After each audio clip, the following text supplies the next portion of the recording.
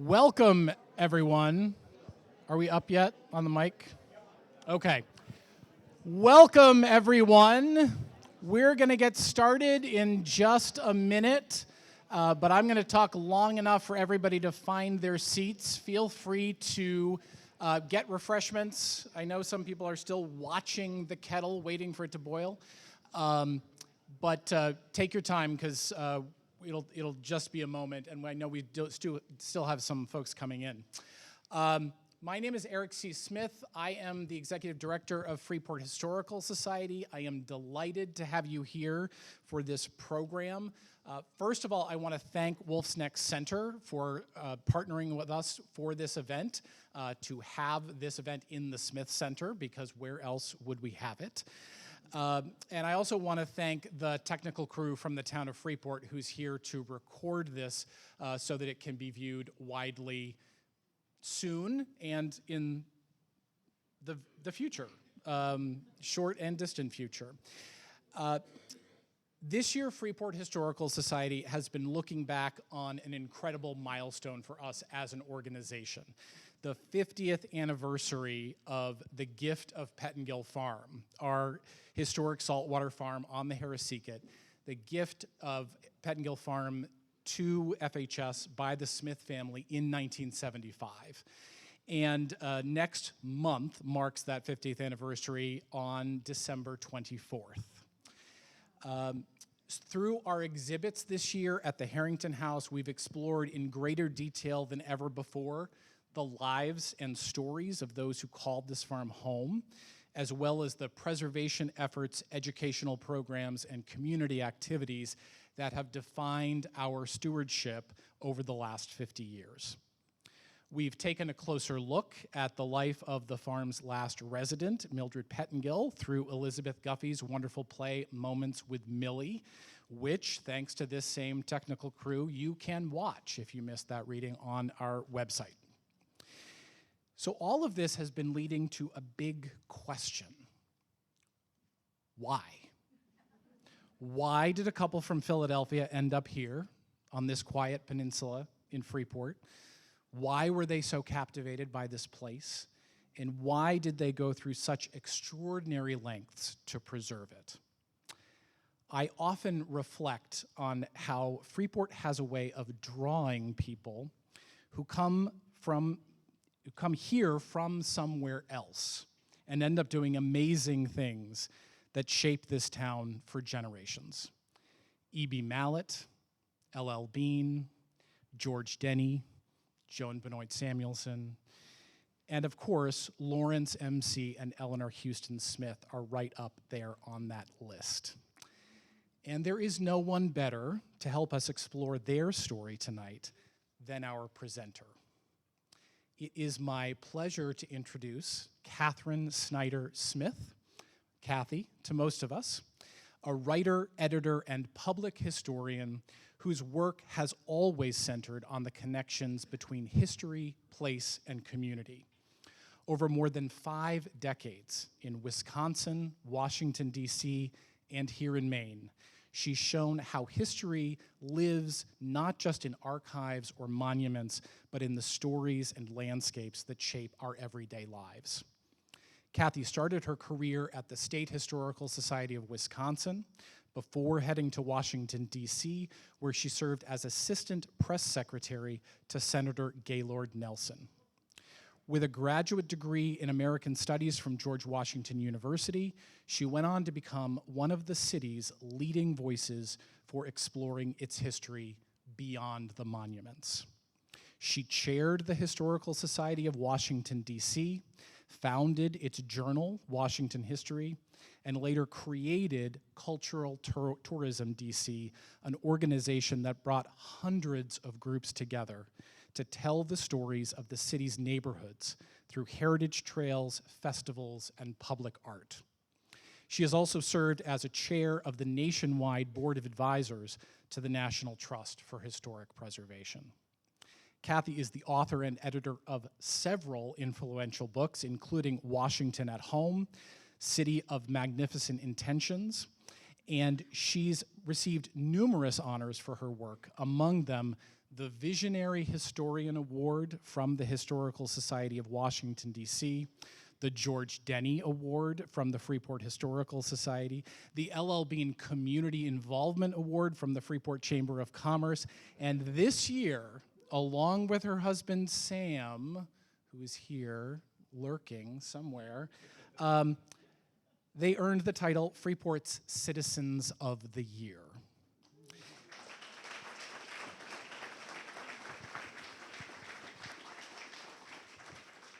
Kathy is uniquely suited to lead tonight's program. As a public historian, she is always looking for the connections between history, culture, and community.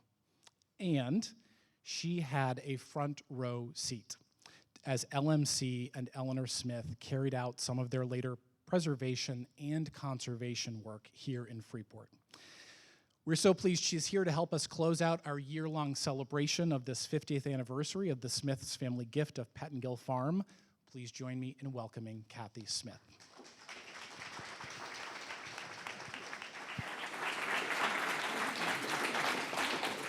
Wow, how am I going to live up to that? It's better be good. Thank you for coming out in the dark. Sure is dark out there. Eric, thank you very much for that wonderful introduction. So as Eric said, and by the way, how's the sound back there in the back row? Hey, and can you see? Great. Okay, here we go. So as Eric has said, this has been a year to celebrate and enrich 50 years of stewardship of the rare Pettengill House in its 140 acres of forest and farmland in its salt marsh setting. It was one of many gifts the Smith gave to Freeport and the state of Maine, and people just don't know much about them. They never saw it or wanted any recognition. So Eric has asked me to put the Pettengill gift in context, as he just said. How did this gift come about? Who were the Smiths anyway?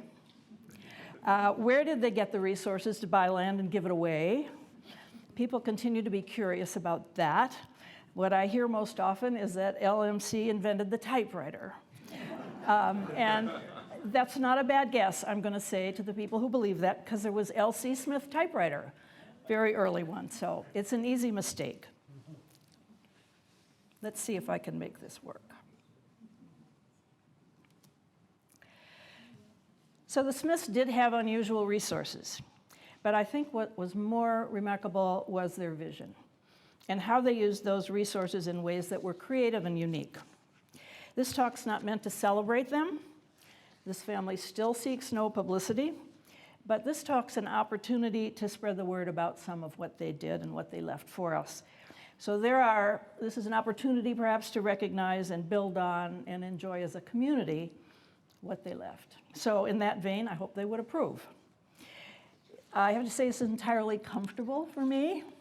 I'm a member of this family because I went to a Georgetown cocktail party in 1965, and I found this guy with nice blue eyes and a tweed coat, Sam Smith, he's right there. I grew up an only child not far from inner city Milwaukee, Wisconsin, in a little bungalow, and I am definitely from someplace else. I find myself talking about the Smiths today because I'm a historian with a special interest in small places. And this place and its history have captivated me since I began coming in the summer with Sam, 1966. As long as I acknowledge that he was the first farmer here, feeding 3 pigs, driving a double clutch tractor at 13, some of you heard this story, Sam says it's okay if I talk about his family. Tripp, I think, is here too. I see you. His nephew, son of Sam's sister Sally, who we sadly lost this year, and he's also deeply interested in the history of this place and knows a lot about it. So the Smiths preservation vision was broader than what we call historic preservation today. We tend to think of historic preservation as saving important buildings, and sometimes their surroundings. The Smiths thought more broadly. They were significantly ahead of their time in 3 areas.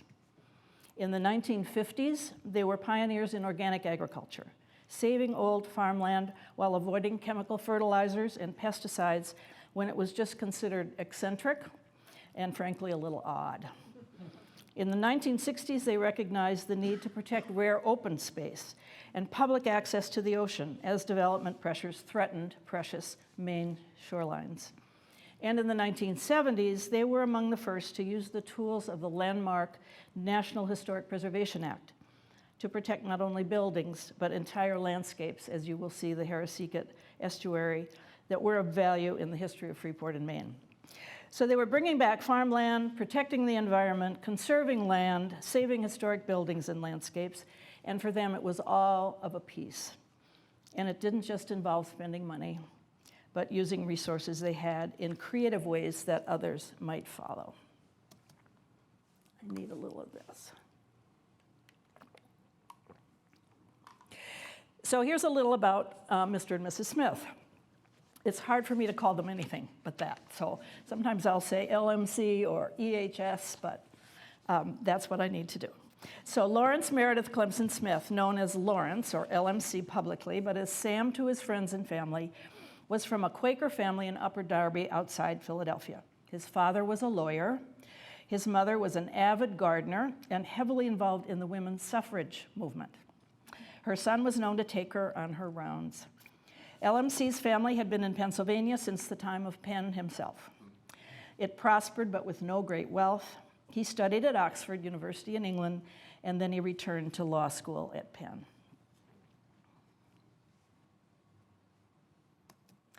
Eleanor Houston, LMC's future wife, was also from an old family in Philadelphia.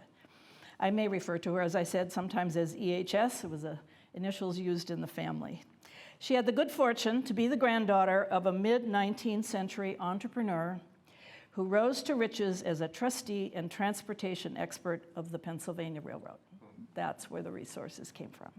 He organized the transcontinental freight at the time of the Civil War for the Pennsylvania Railroad, and he invested his earnings expertly in oil and steamships and land. His wealth would be widely distributed among many descendants, but Mrs. Smith's piece of that inheritance gave the Smiths many opportunities, and they felt the responsibility to use it wisely and for the benefit of others. So Eleanor Houston, here as a young woman, grew up in a grand home, but most importantly around it was the family's own small farm.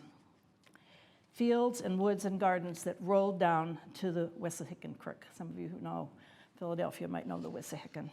This is where her love of the outdoors and her future passion for conservation began.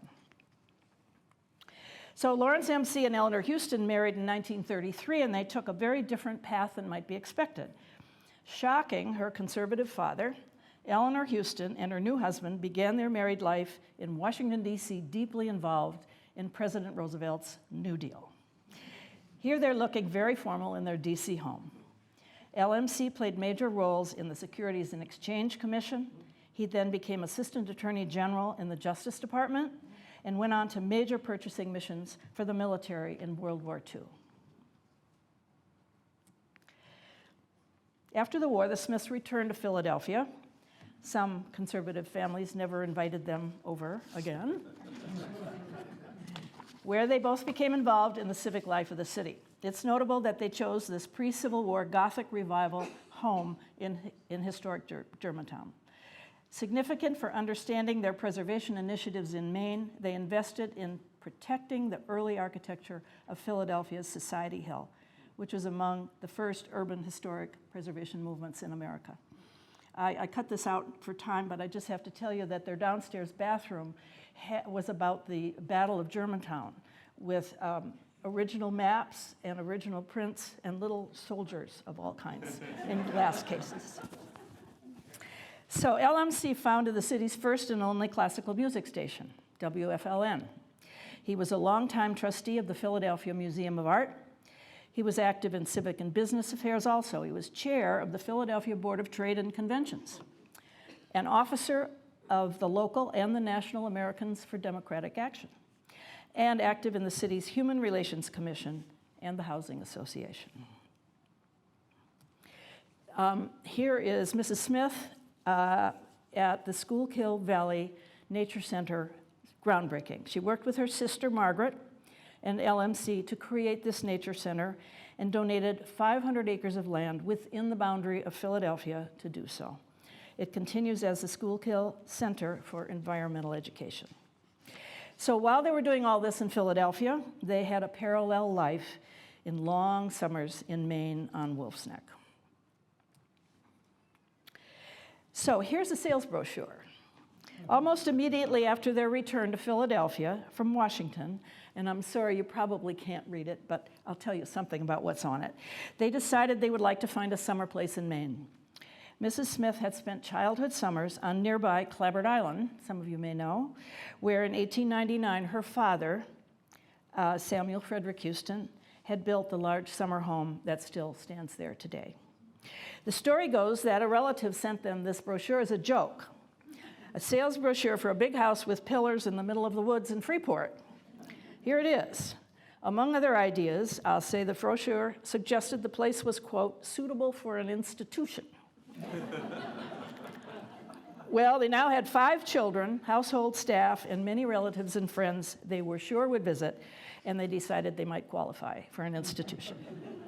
To their relatives' amazement, they came up on the first passenger train to Maine after the war, and they bought the place. But hear this, they paid $100 an acre. Got that? $30,000 for 300 acres, a grand stone house, a farmhouse, 2 barns, and ocean frontage on the Atlantic Ocean and the Harraseeket River for $30,000. Maine's economy was going downhill after the war, and young people were leaving for jobs in the city. So, Ruth Mayberry's here. Billy Mayberry, your father, and others here who may know, picked them up at the train station, and their summertime life in Maine began. The house they bought had been built between 1917 and 1922 by Stanley Wood. They did not build this house. Stanley Wood was a successful businessman retiring at 50 to start a gentleman's farm. He hired prominent architect John Calvin Stephen to design it in grand colonial style. Stanley Wood lost his fortune in the stock market crash between 1929 and 1931, and he lived there very simply, alone, until he died in 1944. When the Smiths bought the house in 1946, electricity still came only with a generator that Mr. Smith started each evening. There was no telephone and an insufficient furnace. For the Smiths, the very formal structure took on the fun, informal ambiance of summertime. Bikes were stored in the musician's balcony, and the sailboat sails were spread to dry on the banister of the central staircase. Every horizontal surface was covered with piles of books, vases of flowers from the garden, and the walls with paintings of ships. Sam tells me the local barber, Babe Walsh, used to ask him, "How's things down to the camp?" Sally, you're here. The description I've given you of the backgrounds and achievements of the Smiths doesn't begin to give you a total sense of how they were as people, and I can't really do that in this short talk. But some may have experienced them as formidable. Mrs. Smith always had a big hat on. But many were surprised to find them charming, easy, and even fun. Mrs. Smith, I thought, had a wonderful sense of humor. This sign was in the front hall. I don't know if you can read it. It says, "Apology, though you'll find our house a mess. Come in, sit down, converse. It doesn't always look like this. Sometimes it's even worse." There was also a sign that said, "Beware the wild lamb," I remember, in the front hall. Okay, there were always lots of visitors. There could be as many as 20 around the table in the evening, or on the sun porch with lively conversations, political often, led by Mr. Smith on the events of the day. So here's the family in about 1948. The family enjoyed the place as a summer retreat in the late 1940s, and here they are with their 6 children and the dog, Joni. But it was not long before the same community impulses that drove their life in Philadelphia took root and shape in Maine. And the handsome young man on the right next to his father is my guy, Sam. So the Smiths did everything in true partnership. It was often an effective combination of funds provided by EHS with the business acumen of LMC, and each had special interests. And Wolfe's Neck Farm and the pioneering work in organic agriculture was Mrs. Smith's initiative. Here's the beginning of a note that she wrote, and I'm going to read it to you because I know you can't see it. She wrote this to her husband, and she said in 1949, "We all must have something to believe in.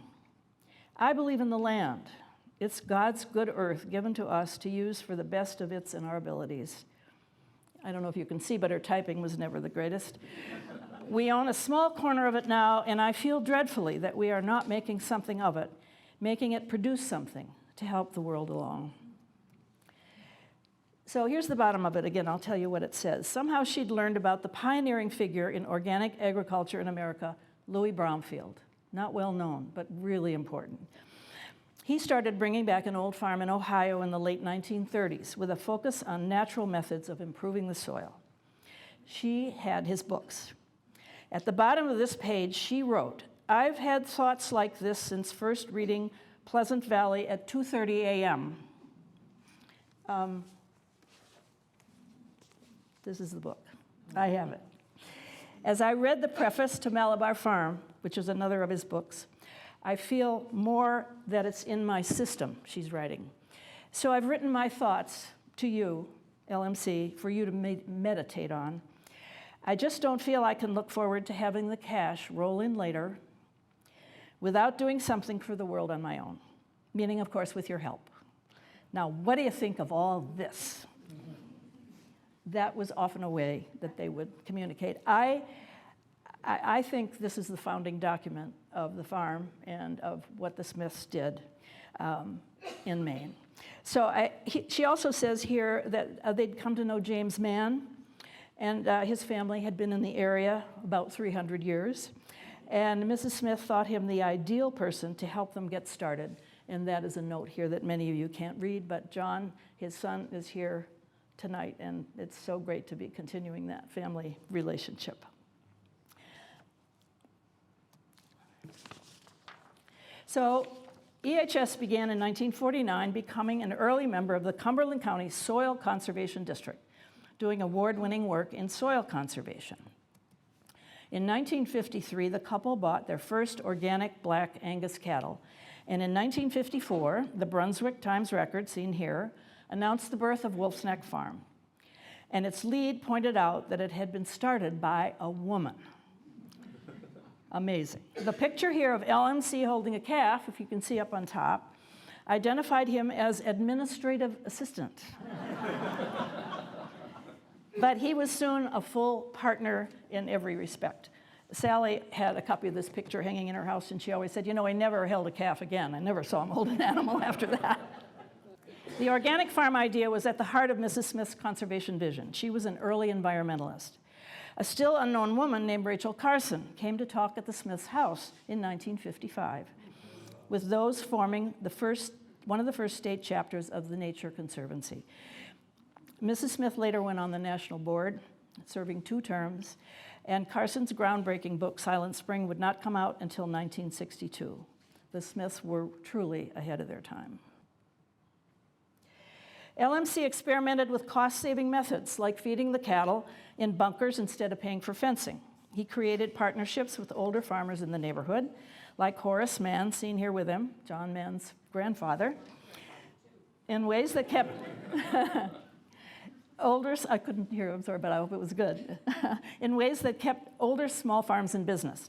He bought used airplane tires from the military for his hay wagons so they could carry the heavy hay loads. He was not managing a gentleman's farm. He was trying to develop cost-effective methods that others could follow in preserving small-scale farming in Maine. So here is Mrs. Smith and a paper machine. She used affordable natural materials in her garden. Here she is grinding the newspapers the family received in a composting machine. Adding water, it became a mass of liquid pulp that she used as mulch in her garden. In the early 1960s, the Smiths began a public campground adjacent to the farm to give people an affordable place to enjoy the natural setting and have access to the ocean, which used to be called Recompense. So LMC discovered and purchased the first round balers in the state of Maine. It was a major time saver. Charlie de Grandpré, with experience in organic agriculture, came to provide professional management for the farm in 1968. Here he is driving the first version of a round baler. It's pretty messy, soon to be improved with the more compact version that we have today. But the first baler was here. The Smiths and de Grandprés invented a way to market their still unique organic beef locally in frozen packages and to health food stores around New England. And you can't see it, but maybe you can see the 1959 date way up there on the sign behind the screen, which is about their frozen meat, and we believe 1959 is the date of the farm's incorporation. So there's so much more to say about the history of the farm. I'm going to talk some more about history, but the point here is that the Smiths' vision was comprehensive. For Mrs. Smith, organic agriculture was about saving the environment. For Mr. Smith, saving farms was a way of saving open space. As older farmers adjacent to Wolfe's Neck looked to sell, their farmers weren't able to continue or not interested in continuing to farm a small acreage. Didn't work anymore. The Smiths needed more fields for their growing herd. They bought adjoining farms and eventually owned about 900 acres. In some cases, they gave life tenancy to the owners. I know there were neighbors who must have taken offense at moneyed people from away buying up the property of friends and neighbors. But after talking to members of the families who've been here for generations, I think most appreciated what the Smiths were doing and how they were going about it. So Wolfe's Neck Farm is now Wolfe's Neck Center for Agriculture and the Environment on 626 acres. The staff, today led by David Herring, continues the Smiths' pioneering work. It's helping farmers in New England and beyond to reduce the carbon emissions that cause climate change. It's training organic dairy farmers. It's teaching as many as 1,000 youngsters in its popular summer day camp every year about farms, the land, the forest, and the sea. And as many as 25,000 people every year enjoy the rare opportunity to camp in the forest with access to the ocean. So let's move beyond saving places as farmland and open space and preserving the environment to preserving buildings and places of special historical meaning. The living room in the big house had a large window looking across the Harraseeket River toward the sunset. At the center of the view was a stone tower, the last remains of this 1903 Grand Hotel, most of which had burned in 1914. The tower was a landmark for mariners coming into South Freeport Harbor. For the Smiths and their guests, the sunset on either side of it marked the days of the summer season. It was the mid-1950s. The farm had begun and attention had turned to the Freeport icon. There had been plans to develop small lots around it. Residents and tourists visited with no restrictions, and its future was uncertain. It would be the Smiths' first major purchase of an historic site in Maine to protect it, hopefully in perpetuity. They would hold it until 1979 when they sold it to a trusted buyer. This is the view they chose for a postcard, showing the farm and its herd of organic black Angus cattle. The tower indeed persists in good hands today and has been an iconic symbol, often on the sleeves of local police and firemen in the past. Now here's a story about saving not just a building, but a historical landscape. Many of you passed this yellow house on a salt marsh on your way to town, out of town on Bow Street. It was built by Joel Kelsey about 1795, one of the earliest in a historic community we now call Mast Landing. It is called that because in colonial days, and many of you know this, great white pine logs were hauled here from the forest by oxen and sent down the Harraseeket through this salt marsh. They were on their way to the King of England for the ships of the Royal Navy until the Revolution stopped that trade in 1776. In the midst of this colonial trade, brothers Abner and David Dennison came to this place in 1757, and they built a house, a sawmill, and a vessel. The road that ran right through this site was known as the King's Highway.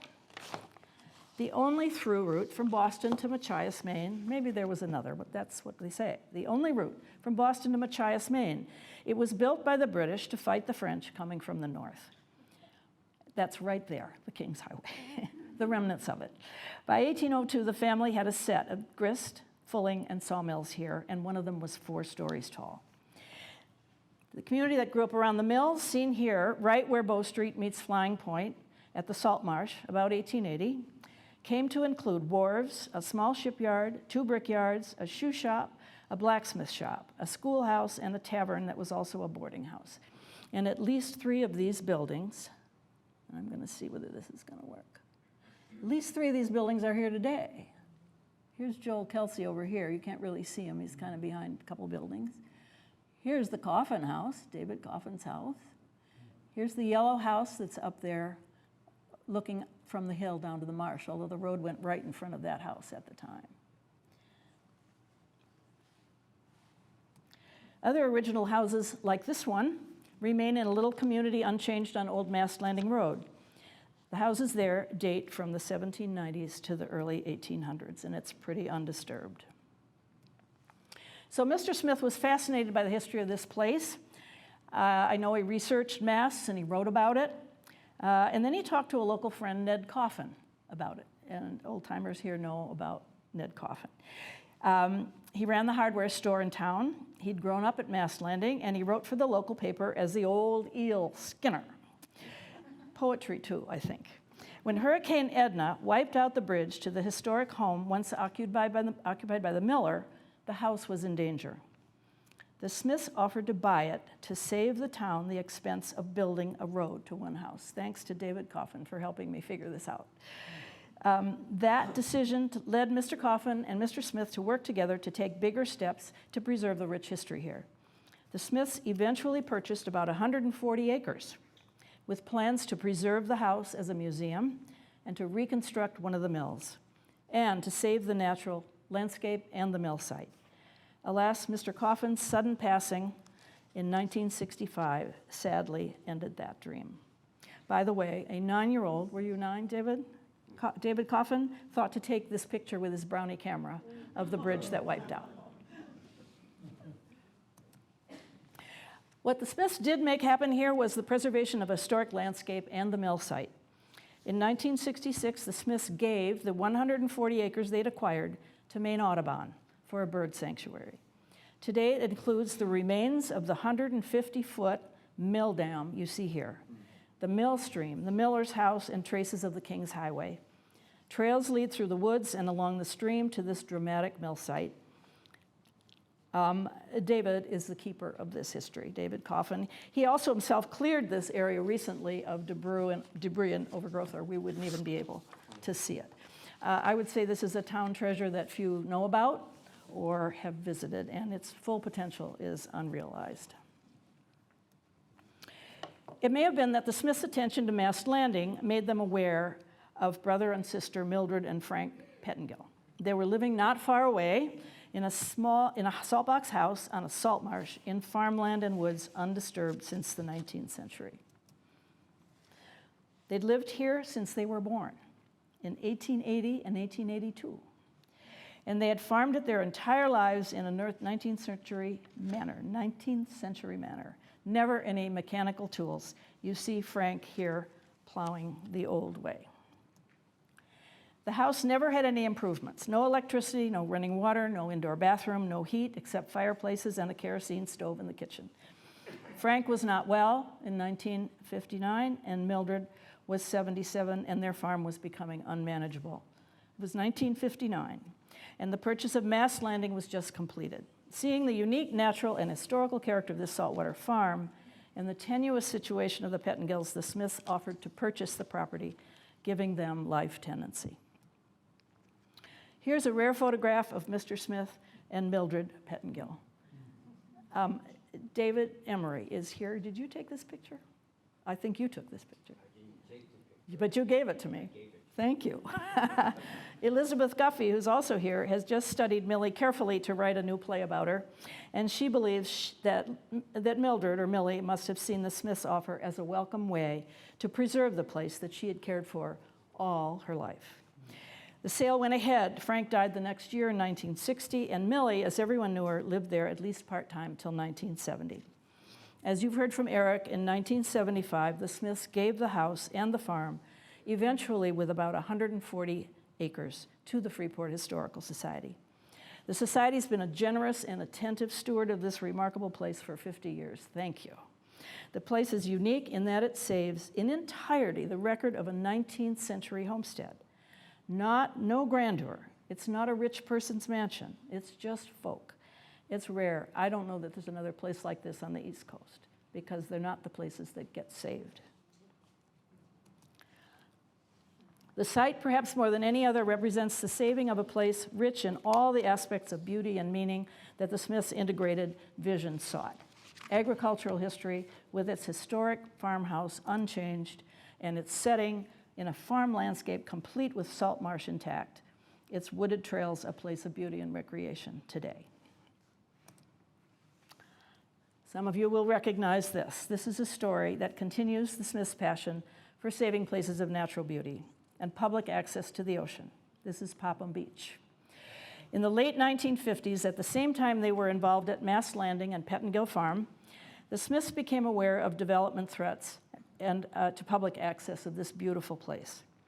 The state had been trying since the 1940s to fund its acquisition to no avail. LMC and EHS had become friends with Lawrence Stewart, the head of Maine Parks and Recreation.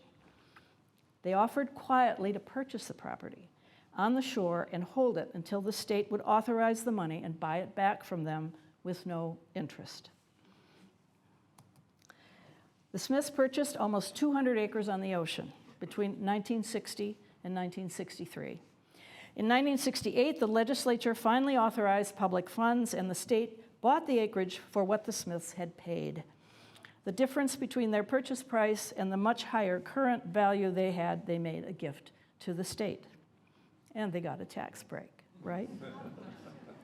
They did things carefully and well. The park was dedicated that year, and they are seen here with Governor Curtis at the dedication. So the idea of purchasing land of great value and holding it was at the heart of an idea that LMC had for something called a state land bank, and I wish I had more time to talk about this. He was ahead of his time in thinking about systems to promote the conservation of rare open space. He thought if there was a formal structure with the state, others might do what he had done and buy threatened, treasured landscapes, put them in a land bank for future state purchase. He was working with the state on the tax implications of this idea, which weren't simple. It was a revolutionary idea that he did not have time to complete. But the Smiths put a piece of their own rare open space to the public. As at Popham, a major interest of the Smiths was preserving public access to the water, and they wanted to be sure that the land they had bought on Wolfe's Neck would be open to the public in perpetuity. They gave about 250 wooded acres of their original 1946 purchase to the state for Wolfe's Neck Woods State Park. The park opened in 1972. Andy Hutchinson, who says maybe 73. And now it attracts about 120,000 visitors a year to its ocean front and 5 miles of trails through the woods to the ocean and to the Harraseeket River. 120,000 visitors a year. Mr. Smith's special interest in ways to protect open space also drew him to a new approach known as conservation easements. It led him to draw leading state conservationists into an organization he created called Land Guard Trust in 1968. Sadly, it ended with his sudden death in 1975. But its purpose was continued by many of the same people, with Peggy Rockefeller this time as the engine, as the Maine Coast Heritage Trust. There's a relationship here, and it's another story for another time. The Smiths were also interested in all things maritime. They were sailors on Casco Bay and collectors of paintings of ships. Here's one more gift of state importance before we return to Freeport. In 1966, they learned that the historic Percy and Small Shipyard in Bath was up for sale. It was in danger of development. Dr. Charles Burden, who'd created the Bath Maritime History Center in town, saw it as the perfect site to grow his museum, but his board was not interested. Frustrated, Burden remembered meeting the Smiths and that they had saved Popham Beach and that they liked to do philanthropic things, so he invited them for dinner. The Smiths immediately agreed to buy the shipyard and hold it until the organization was ready. Burden wrote, quote, "Smith, who liked to be called Sam, later enjoyed telling people that after dinner and several glasses of wine at Charlie's, we left his house having bought a shipyard. So I thank Ford Reike for that story. It's in the archives of the museum, and it's true. So the Smiths purchased the shipyard in 1968, leased it to the museum so it could open in 1971, and then donated the entire site to the museum in 1974, and here it is today. Okay, back to Freeport and the Smiths' most expansive vision, a virtual museum on the landscape for everyone to experience if they know what they're looking at. In 1966, Congress passed major legislation that for the first time recognized the importance of saving places important to the nation's history, the National Historic Preservation Act. It created offices of historic preservation in every state. They were empowered to set up a national register of historic places, as well as to recognize historic districts important to their states. The Smiths saw the interwoven history of the land and old villages surrounding the Harraseeket estuary as a possible nationally recognized historic district. Here's a story I heard first from noted area preservationist Sally Rand, who we also miss. So Mr. Smith, she says, went to his friend Earl Shuttleworth Sr., who ran the general store at the center of town in Freeport, to see whether he agreed that this whole area was historically significant. Mr. Shuttleworth Sr. said, "You should get in touch with my son Earl, he loves this stuff." Earl was, in fact, the 25-year-old new employee of the new Maine Historic Preservation Commission, founded in 1971. Mr. Smith took James Lundy, the first director of the office, and his new hire, young Earl, up the Harraseeket River in his whaler. Yes, they agreed, it was remarkable. Earl went back and wrote an application to designate the Harraseeket Historic District with a focus on its unique collection of early American architecture. It was approved in 1974, and it remains the largest historic district in the state of Maine, maybe in the country. Earl Shuttleworth Jr. went on to become the director of the Preservation Commission and for almost 40 years, and continues to be the official historian of the state of Maine and a state treasurer himself. For those of you who know him know that's true. I asked him, "Earl, is this story true?" And he said, "Yeah, absolutely." So Mast Landing, you see here on this map, Mast Landing, Porter's Landing, and South Freeport. The places that surround the Harraseeket estuary are little changed by modern development. The buildings and their settings and streetscapes provide what is almost for me an outdoor museum of the early history of Maine. So Mast Landing we visited before. Here's Porter's Landing Marsh on the upper branch of the Harraseeket, where ships were built for the in the War of 1812, including the famous privateer, the Dash. And here's the strikingly beautiful 19th century Congregational Church in South Freeport. South Freeport is a little mid-19th century town, intact. Here you see typical houses on Main Street.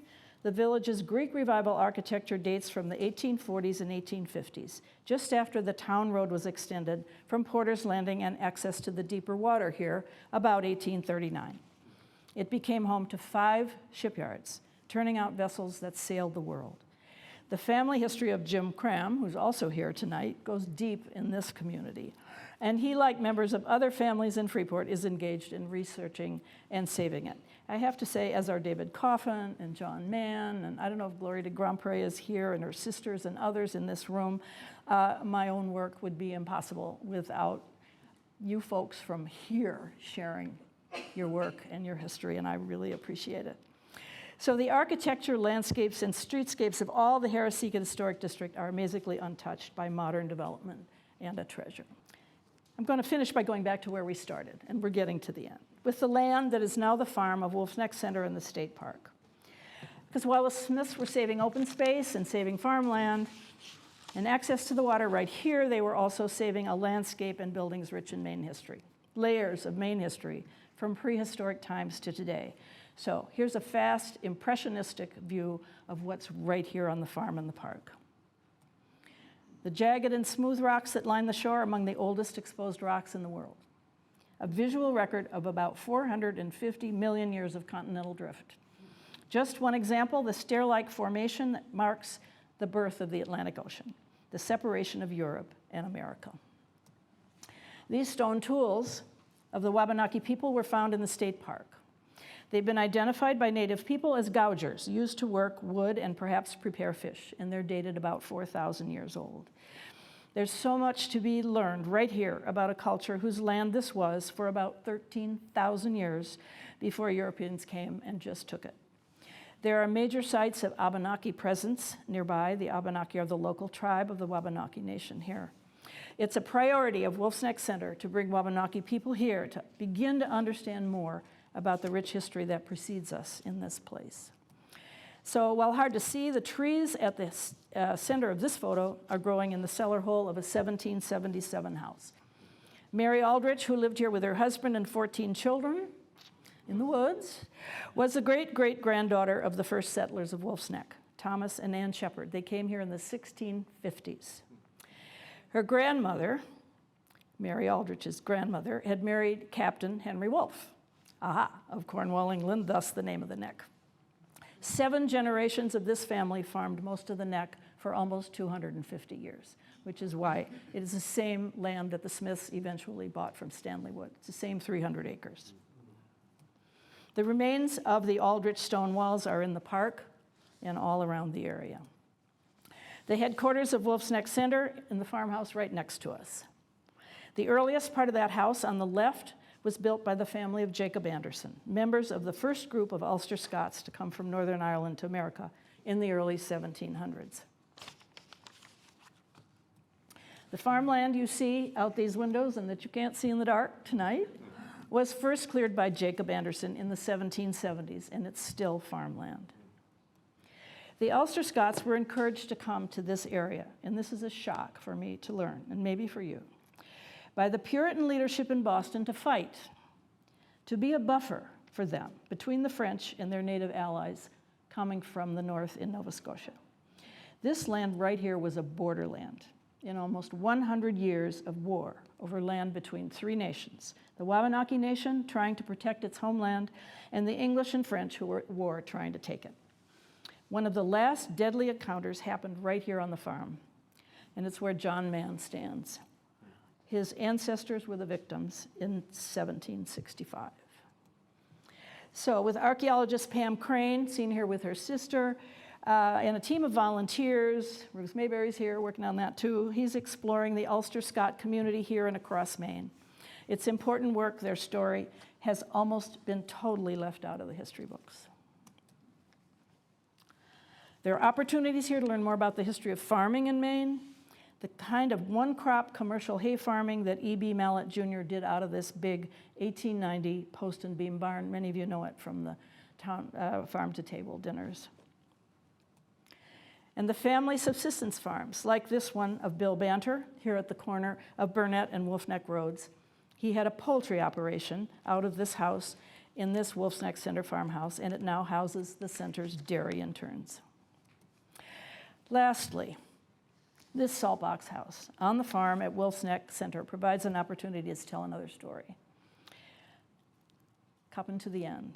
Captain Greenfield Pote transported this 1750s house from today's Falmouth Foreside by water on a barge. It said he was angry, but we've done more research, and that part's not true, but we're pretty sure he moved it here by water.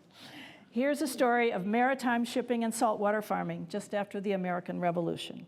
And it involves a bit of the story of New England's involvement in the slave trade that we're just now recognizing and working to understand. The view is the same. The Smiths understood the importance of this house and invited Portland Landmarks to document it and nominate it for the National Register of Historic Places in 1974. What's remarkable about it is the house is not only in its original state,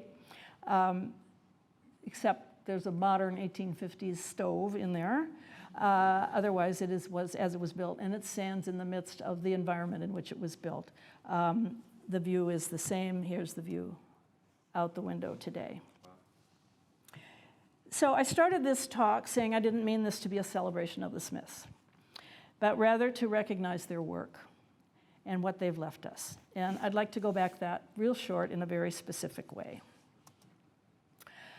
First, the Saltbox House at Wolfe Neck Center has just recently become the home of a history research center called the Casco History Lab. Tilly Lasky, a public historian who for more than a decade as curator of the Maine Historical Society, has accepted a position to manage the lab. You see her here at the doorway. She will be connecting the historical resources you've heard about tonight with the historians, archaeologists, anthropologists, ecologists, and others who are looking for sites for their primary research. That research will turn into programming to share with the public here at Wolfe Neck Center, at the Freeport Historical Society, in the schools, and elsewhere. The Freeport Historical Society, the sponsor of tonight's talk, and John Mann's Maine Ulster Scott Project are early partners in this work, and there will be others.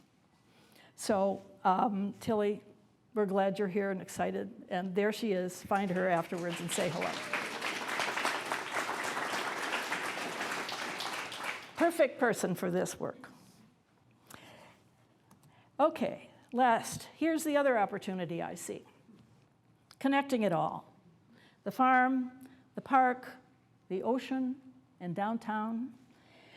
I know Mrs. Smith had this in mind because she drew this map long ago, and you can't see it, but I'm going to tell you what it is. It's a tax map, and she's drawn a red line from the park through the farm, all the way, this is a walking trail, all the way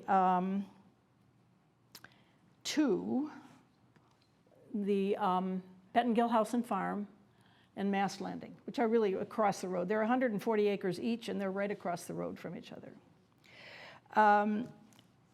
So at the end of her trail is just a little way from downtown Freeport. And the Harrington House on Main Street, the headquarters of the Freeport Historical Society, could be an anchor. The building and the site were also gifts of the Smiths. So Mrs. Smith couldn't finish this work, but the idea remains, maybe not in this exact form, but the idea that these many gifts to the town of Freeport might be put together in some way and better recognized and better used, perhaps. So, Mr. Smith died suddenly and too young of a heart attack in 1975. His friend John Cole, editor of the Maine Times, wrote, quote, "In his soul, Sam Smith held a reverence for the land and the sea, and he knew how to preserve the integrity of the land without taking the land out of the people's realm." Mrs. Smith continued to grow the farm until her passing 12 years later in 1987. The Maine Sunday Telegram's obituary captured her legacy in the lead. Quote, "A leader in organic agriculture, environmental protection, conservation, and historic preservation." So Freeport now, in a way, is working to reinvent itself, to be more than the current popular place to shop. It's working on a new comprehensive plan, looking primarily at the center of town and opportunities for more housing, all connected by accessible transportation, all needed. But I'm hoping it also becomes an opportunity to connect with our rich heritage, to connect the community of today with the preserved places where it all began. The history and its stories that we share in this place enrich our lives together as a community. And I think the Smiths wouldn't mind having their story told tonight in hopes that that might happen. Thank you.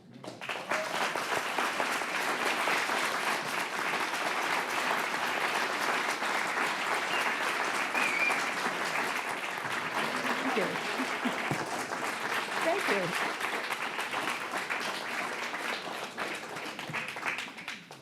Thank you, Kathy. We do have time for some questions, if you all have questions for Kathy. And don't make them too hard, because I can't remember dates anymore. Yes? I don't actually have a question. I just want to say that my husband and I are so grateful that the Smiths have done what they've done, that the Pettengill Farm has been saved. We walk there regularly now, and we just discovered it last year thanks to an article in the Bowdoin magazine. Great. We've been to Mast Landing as well. We've seen the mill. or what's left of it. And the idea that all of that might be connected by a walking path is absolutely stupendous. I'd love to see Thank you for that. encouraging that. Other questions? I know it's a lot of information. It was a lot of information. It's a I'm sorry. grand tour Overload. of the Harraseeket Historic District, which, as Kathy mentioned, is the largest possibly anywhere. And so there's a lot there. There's a lot to cover. And we are really, as all of us who are part of the Freeport community, really are in great debt to the vision that you have described of the Smiths, really in terms of saving such a broad landscape across so much of the town. Yes, John. Kathy, are you able to tell us about Mr. Smith's involvement, if any, in the creation of the Natural Resources Council, and also his fight with Central Maine Power? A lot of people may not know that. The Natural Resources Council, Maine, he was involved with the people who did that, and he may have been involved. I don't know if he took the lead there in that, but that was the same group of conservationists who were involved in all of that work. And Mary Miner, Sam's sister, worked for Natural Resources Council early on. Yes, so I said the house had no power when they bought it, and they asked the electric company to come and put wires in the late, in the 50s, okay? So what happened is the power company made a big swath under the lines, wider than they really were meant to, and then they began to spray it with chemicals to keep the weeds down. And so Mr. Smith, who was a lawyer, stepped up and said, you can't do that. And he took Maine Central Power to court, and they settled pretty fast. It really never, but it's in the law books. It's a still, I'm not thinking of the word, but it's there as a landmark case with that. So not too long, I was out one day when the power company was there, and there was a man, they were cleaning under the wires, and there was a man with a clipboard, and it said in big red letters across it, do not spray. So he won. I think also he was a significant benefactor of NRCM when they had when there were proposals to build oil refineries on the Maine coast. Oh, well. I think he was a significant donor to the NRCM's legal fights on those. So you brought up, I'll tell that story. I didn't include it, but Landguard Trust was initiating the idea of buying land and putting it in conservation easements and giving it to the Nature Conservancy. That's the idea he was trying to develop. And Maine Coast Heritage Trust does this later, right? So there was a threat, there was a big, there was uncertainty about development in Maine, economic development, right? And the idea was to bring oil tankers into northern Maine. And on the other hand, there was the danger that they were going to spoil the environment and the water and oil spills. So there was a meeting, actually, David Rockefeller called a meeting in New York, and Mr. Smith went, and all the conversation was about, well, there were mostly people from New York there, he was from Philadelphia, about that balance between ecology and saving the environment and building the Maine economy. So Landguard Trust was definitely on the side of not spoiling Machias, which was one of the targets. So one of the things that Landguard Trust did before it died was to purchase Stone Island, where the tankers were meant to come in, to Machias. I know that because there's some communication in the Landguard Trust papers saying that Mrs. Smith would provide the funds if that was okay with the board. And they said it was okay. So they literally stopped the tankers coming from into Machias. Yeah. Got somebody here. Oh. Is all of this history documented, i.e., is there a publication in the works, perhaps written by Thank you, Kathy Fred. Smith? It's in the works. Oh, I brought a box in. Did they get out? Yep. So I have written something about the Smiths and the farm, and it's on the back table, and you're free to take it. And it's kind of the start of what I'm trying to do, but thank you for asking. I've been working on it. Wonderful to have I'm working on it.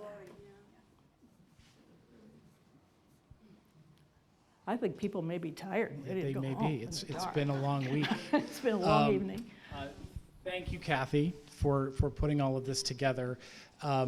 As Kathy mentioned, the many folks in the Smith family have been very reserved about sharing some of this story and really the breadth of the impact of EHS and SAM. But with the building of the Smith Center, it was one of the first opportunities that Kathy had to put that booklet together, which you're welcome to take in the back if you have not seen it yet. And it really is a story that deserves to be told, and I'm so grateful that you were here to tell it.